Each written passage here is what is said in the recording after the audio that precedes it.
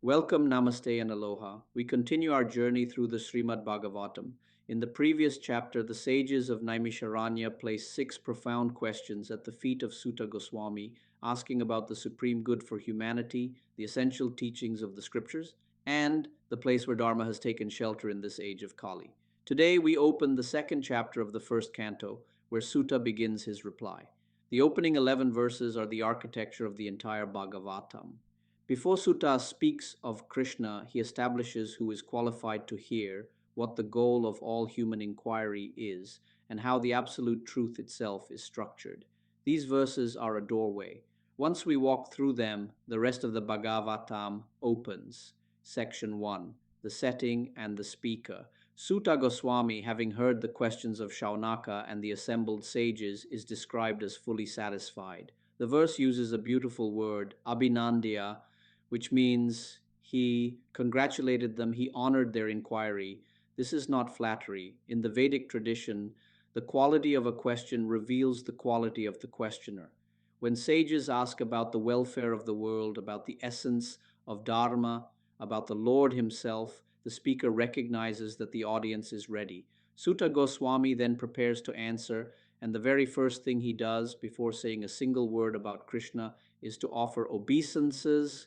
He bows first to his own spiritual master, Shukadeva Goswami, then again to Shukadeva, and then to the great sage Vyasadeva, who composed the Bhagavatam. In the Vedic understanding, knowledge is not a possession. It is a current that flows from teacher to student in an unbroken chain. To speak transcendental knowledge without honoring that chain is like trying to draw water from a pipe that has been disconnected from the reservoir. Sutta shows us in his very first action that humility is the precondition for hearing about the Lord. Section 2. The figure of Shukadeva and what makes him qualified. The second and third verses are dedicated to Shukadeva Goswami, the son of Vyasa, and the principal speaker of the Bhagavatam. The Bhagavatam tells us that Shukadeva left his home immediately after birth without undergoing any of the traditional ceremonies of purification. The reason was simple. He had no need of them. He was already self-realized. Prabhupada highlights a poetic and moving image from this verse. As young Shukadeva walked away from his home, his father Vyasa called out after him, grieving the loss of his son. And the verse says that the trees themselves echoed the cry on Vyasa's behalf. Why the trees? Because Shukadeva, being established in the self, saw the same divine presence in every living being, in every plant, in every form. The trees and the boy shared the one heart. The verse uses the phrase Sarva Bhuta Hridayam, the heart of all beings. Sutta then calls Shukadeva the spiritual master of all sages, the one who, out of compassion for materialistic people lost in the darkness of ignorance, spoke this confidential supplement to the Vedanta Sutra. The Bhagavatam is the natural commentary on the Vedanta. It does not argue philosophy abstractly.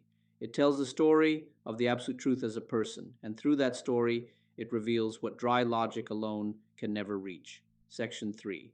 The auspicious invocation and what makes a question worthy. The fourth verse is the formal Mankrash Ingi Nga Nanilecharena, the auspicious invocation.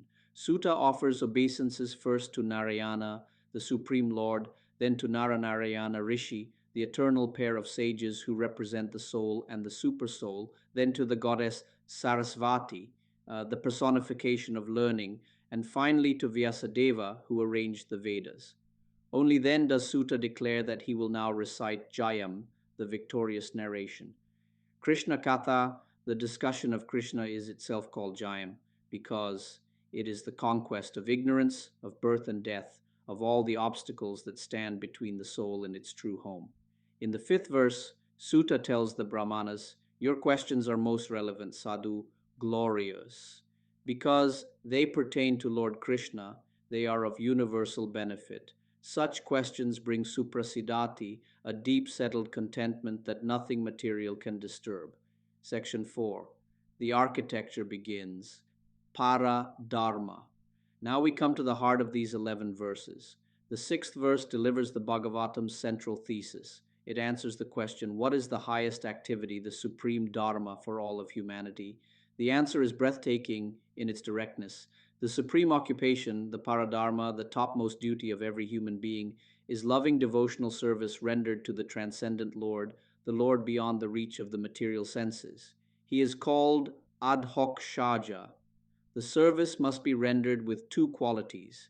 It must be ahaituki, without selfish motive, and it must be apratihata, without interruption. This single verse is the seed of the entire Bhagavatam. Every story that follows, every philosophical discussion, every devotional song is an unfolding of this one statement. Religion is not a contract with the divine for material favors. It is the loving exchange of the heart with its source. Section 5.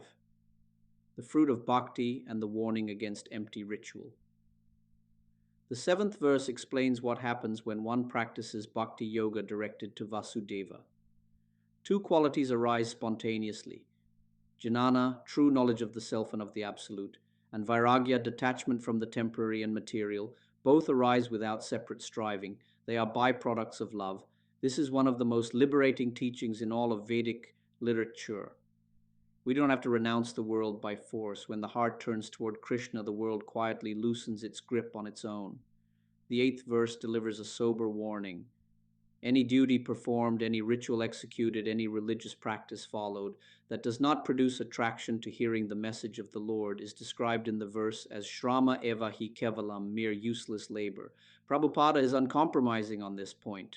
Religion that does not awaken love of God may polish the outer life, but it leaves the inner being untouched. Section 6. The real purpose of human life and the structure of the absolute truth. The ninth and 10th verses realign the entire understanding of human goals. Verse 9 states that Dharma was never meant for accumulating material wealth, and wealth was never meant for sense pleasure. Verse 10 goes further. Even the desires we have for our basic well-being, food, shelter, family, should support the body just enough that the body may be used for inquiry into the absolute truth. The verse gives us one of the most important phrases in the Bhagavatam: Jivasya Tattva Nasa. The very purpose of the living being is the inquiry into truth. The body is not the enjoyer, it is the vehicle. And then comes the 11th verse, perhaps the most philosophically significant verse in the early Bhagavatam. Suta tells us that the learned transcendentalists, those who know the truth, describe the absolute truth as non-dual knowledge, advaya jnana. But this one non-dual reality is realized in three features: the impersonal, all-pervading Brahman, the localized, indwelling Paramatma, the supersoul in every heart, and the personal Bhagavan, the supreme personality of Godhead. These are not three different gods. They are three angles of vision on the one truth. As Prabhupada explains, it is like seeing a mountain from a great distance, then from closer up, then from face to face. The mountain is one, the seeing deepens.